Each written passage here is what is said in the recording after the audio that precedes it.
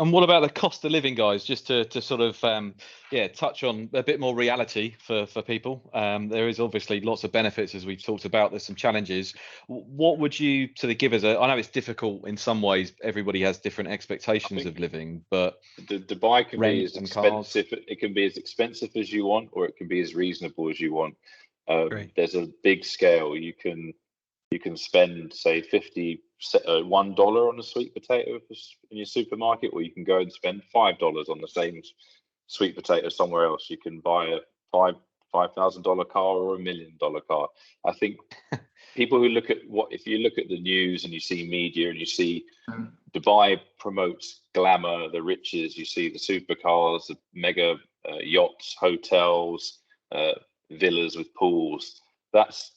You have that in any country, and it's a small part of Dubai. It's just, I think, made more apparent, or it's a marketing tool for Dubai.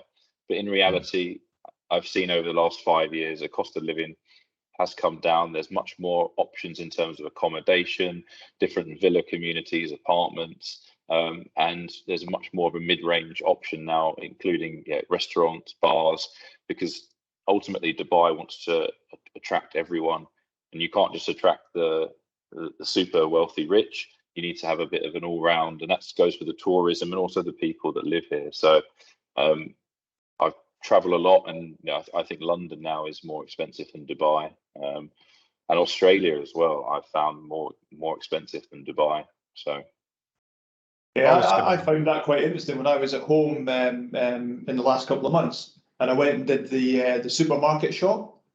And I went, oh, there's not that much of a difference now in the meat prices and things like that from Dubai, and it's just like this is crazy, yeah. Beforehand you were paying twice the price here, but now it's not far off, yeah. Apart from dishwater tablets. Yeah, I think you're pretty right. I mean, even I've done that sometimes.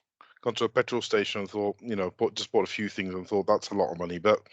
I guess the thing that I'm just going to tie this back to everybody talking about challenges, because there is a reward of tied to what there are remuneration benefits within the Middle East, but it's down to the choices that you make across where you want to live and how you want to live. And I know a lot of people that move to Dubai, or I speak to, and they start asking me, well, where should I live? And they speak to their friends and they start talking about Jumeirah Beach residence, or they start talking about the middle of Riyadh, or start talking about lots of different places that are glitz and glam. And if you want to be able to look at long term, do your numbers, but there's a lot of options available. But I think the main thing is do your maths before you're actually looking to accept that offer, and do some research out here on the ground before you accept offers, and decide what you need to be able to live on. It's really important. I mean, we go through cost of living analysis with candidates before they accept offers with us, even before we even make them offers, because we need to make sure that we are making people offers that are sustainable for their lifestyle. So if you've got two children, yourself, your wife, or your wife and your husband and 2 children, that's going to cost. There's factors to be involved. So do your homework. There's rent, there's car rentals, schooling allowances. Companies do or do not give nowadays, and the trend is that most organizations don't offer schooling. Other organizations will. So when you look at cost of living, I think there's many factors that are there. And if I spread that across the MENA region, KSA or Saudi is going to be a lot more expensive at the moment because there's a big influx of people and not much accommodation available. Take those types of things into consideration. It's pretty much what happened in Qatar 6 or 7 or 8 years ago. And different places are going to cost different amounts simply because they have more a need for staff there. So do your numbers before you come. There is definitely a lifestyle available for everyone, but you need to make sure that the lifestyle you're choosing is right for you. I usually say to most people when they come is that you probably won't save any money for 18 months. And the reason why you won't do that is because you'll do lots of things. You'll get sucked into the wave of going out and doing stuff and things like that, and enjoying the place, because you do feel like you're on holiday. Yeah, it's like holiday. It's like holiday the first few days. You feel like a holiday. Yeah, usually what it is that it's about 18 months. That's when you realise, oh, okay, we've done all that now. Now we know what our routine is. We've got the accommodation in the right place that we like now. We're near a group of friends, where the kids are handy for school, things like that. and you've settled into the life, and all of a sudden, then you're starting to save a little bit, and then you're having that nice holiday and things like that. Yeah.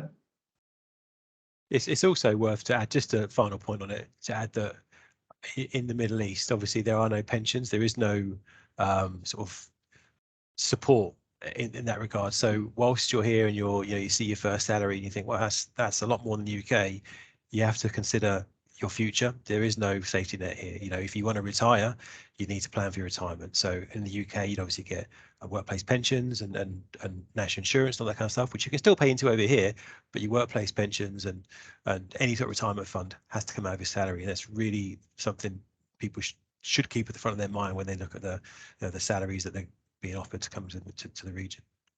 And when it comes to that, educate yourself. Learn yourself and learn how to do that yourself, because there's plenty of people who'd like to help you, but they're only looking after themselves. Yeah, for sure. Yeah.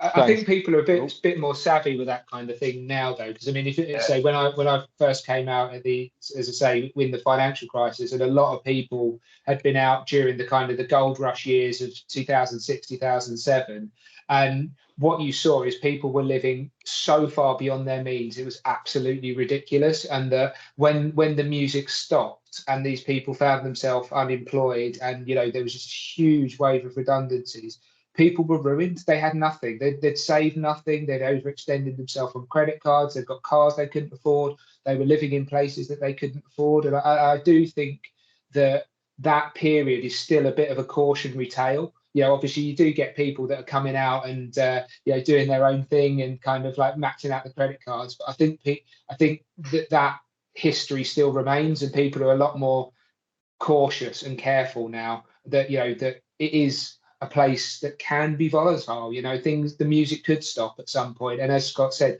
you've got to think about your future, because there's no if you're here and you're unemployed, you're out of the country.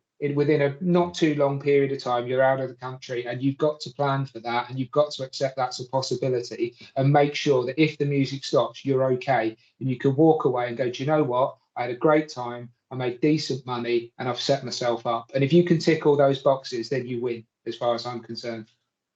Yeah.